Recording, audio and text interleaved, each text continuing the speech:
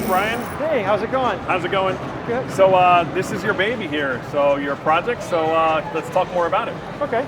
It's a QB-3. It's a game that was actually put out as a prototype. It went to a show in prototype form, but it never actually made it out and was released into production.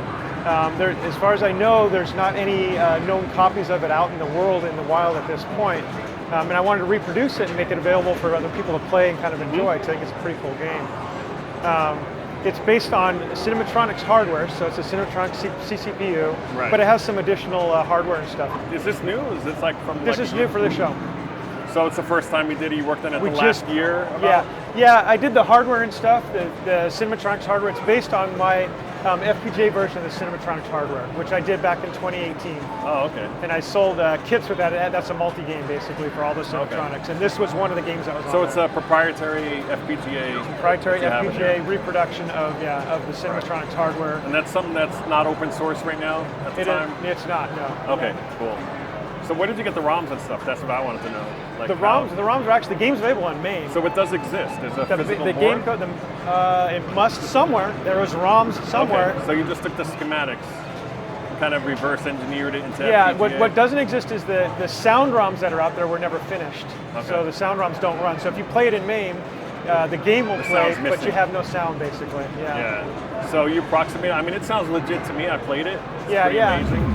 So I basically went through on the sound code and disassembled it, kind of understood what they were doing, tried to figure it out. I actually found some of their bugs in the code. They had some missing return statements and stuff, so the stack would overflow. So I fixed those. That got me back some of the sounds, but there were some of the sounds that definitely weren't done. Right. So I kind of took what they had, and I took some sounds from other period game machines and tried to do my best job of getting what the original designers were getting. Rock-Ola. Right.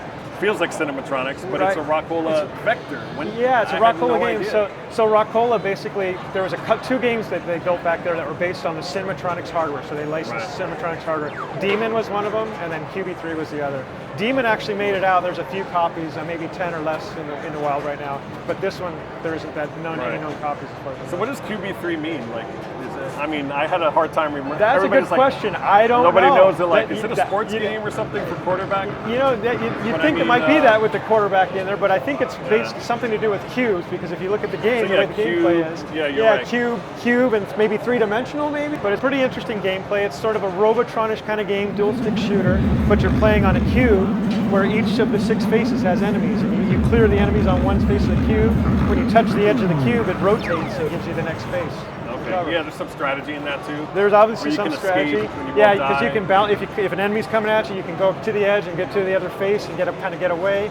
If you do that too many times across an edge, it'll actually make smart. The AI gets smart. It makes it red, and then you can't get across. I don't think it'll kill you. It'll just make you bounce off. You can't get through anymore. So it kind of traps you. I mean, I've been playing it where I've gotten all 3 sides red, and my only escape route's up where all the enemies are, so I can get really challenging. So what's your high score? I see the high score on here is 52,000 or so. Yeah, I think it does not save. It does not save. So I think I've beaten 50,000, but not by much, maybe once. I've only seen the 5th cube. And each cube you go through, the enemies you get more difficult enemies and they're faster. And the cube color changes, which is kind of an interesting thing. Does it have dip switches and everything for difficulty? It does have difficulty dip switches, yes, and some other interesting dip switches I haven't really figured out what they do. It has a test switch. You put it in, and you just sort of get random numbers on the screen. I don't know what they mean. It could be like Pac-Man. They have like a frozen. Yeah, or it could be because the game was a proto. I think it might have even been some debugging information possibly. Put it into a debug mode so the developers could see something. So Rock-Ola. They don't exist now, obviously, so they don't really care that anybody's building their... They're not making arcade games, yeah. I guess, yeah. But if they did, it'd be interesting to get someone... Have you spoken to anybody from the game? I've tried to gather information from the original developers on who they were, get in contact with them, but it's been very scattered information, very limited information about this cabinet. I mean, you did a bang-up job. This is amazing. And then what about the overlay? How did you create all the artwork and stuff? There's 2 pictures that I know about in the internet. One is a picture of a marquee, which I assume is accurate, but I don't know. Could be someone who made it up. And then there's another picture of just this front part of the control panel, but there's a trackball on one side. So there's been a lot of debate about, was this game originally a trackball and stick shooter, but when I look through the code and reverse engineer it, there's no code to support a trackball. That'd be analog, right? Yeah. Well, it would be quadrant or phase, pulses basically. There's no software, nor is there any hardware to support a trackball. So in any of the schematics that exist, which, like I said, they're hand-drawn schematics. Yeah, but as far as the artwork, it looks really well done. I mean, I don't know if you had this, if you made this up based on like Nibbler and just made it blue to match. Yeah. The rest, so the control panel and the marquee I got from those two images.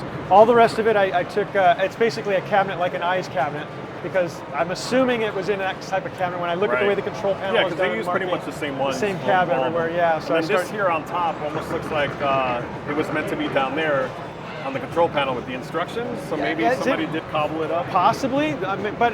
Because I know QB3, or I'm sorry, in Rockola, they did put instructions like this in their marquee, and Simmertronics did stuff like this too, actually spit in my StarCast last night. Right. But another interesting thing is, you look at like the shooter, the element for the shooter, it's not what the shooter ends up on the screen. So I don't know if this was what they were intending, or is that what they were intending? But it's interesting, those kind of differences. Well, a lot of times the art departments were kind of disconnected. From the developers, maybe. Exactly. So, but it's an awesome machine, and thanks for bringing it to the show. I appreciate it. Everybody loved it. I play it every single time. It's the first game and the last game I'm going to play. I can tell you that. That's awesome. I really appreciate that. That was one of the main goals for the name, even though it doesn't have sound. Okay. But so thank you again. All right. And we'll see you hopefully next year, right? All right. I'll be here every maybe something else. Maybe something else. Yeah. Thank you. Thanks. All right. So there you have it. Zapcon 9 had an amazing time out there. Now this is only one of the many videos that I did while I was out there. I have a ton of footage that I took, like you guys like it, with the music and the graphics and all the montages that are pretty cool. But I also did a straight up walkthrough, so I'm probably going to post that next. That way you guys can see all the games that are there, all the arcade games, all the pinball games, all the new ones, including Jaws and, these, the Premium, the Pro, like they had all kinds of different versions of that. Stranger Things, which is a little bit older, but all kinds of cool pinballs. Shout out to all my friends that are out there, all the organizers, and my friends that I've met through the years, and of course new friends that I met this year. Had just an amazing time out there. It's a little too short in my opinion, but next time hopefully I'll go for a longer period, because it is going to be Zapcon 10, the 10-year anniversary that's coming up in 2025, and I'm going to hopefully be involved in that process where I can kind of take all the stuff that we learned from these last shows and just make it, above and beyond, and just go next level with that, including hopefully a cosplay thing going on. We're not really sure. It's still under discussion right now. But in the meantime, if you want to check out past shows, you can click on these links over here. Those will take you to like Donkey Kong Remix, Donkey Kong Jr. Remix, debut of that with serial number 1 at the show. That was pretty cool. Zapcon the game, Macross, custom cab for that. Polybius was there. It was actually there this year. I got some footage on it. You'll see it in the walkthrough when I post that in a couple weeks. And, just things in the past that will all come together for this new show, 10-year anniversary, which is coming up next year. I'm planning like a maybe 2 or 3 parter where I'm just going to take kind of the greatest hits from all the shows, kind of 7 years in the making for me, because I started going a little late in the show. I've only gone there probably 6 or 7 times. I kind of lost track. I feel like I'm there all the time. But anyway, I'm going to take all these stuff and put it all together in maybe a 2 or 3 parter where we can kind of see how it evolved from the beginning all the way up to where it is now. But great show, awesome show. And thank you again, Brian, for showing us and giving us that interview of how the game worked and how we got to actually experience it ourselves. Like I said in the video, it was the first game and the last game that I played because it was just that good, and I'd spend, a couple hours playing it. Along with everything else, of course, I have the socials. If you want to click on Instagram, I posted a ton of stuff there from the show as I was going and doing it. I'm at Del's Arcade on that one. And if you want to follow me on Twitter, or X, formerly known as Twitter, I'm at Del's Arcade on that as well. And of course, I have a Facebook group. You can look me up at Del's Arcade. And of course, this thing here. So if you like what you see, you can click the like button, you can click the thank you button. There's a ton of stuff you can do to help the community.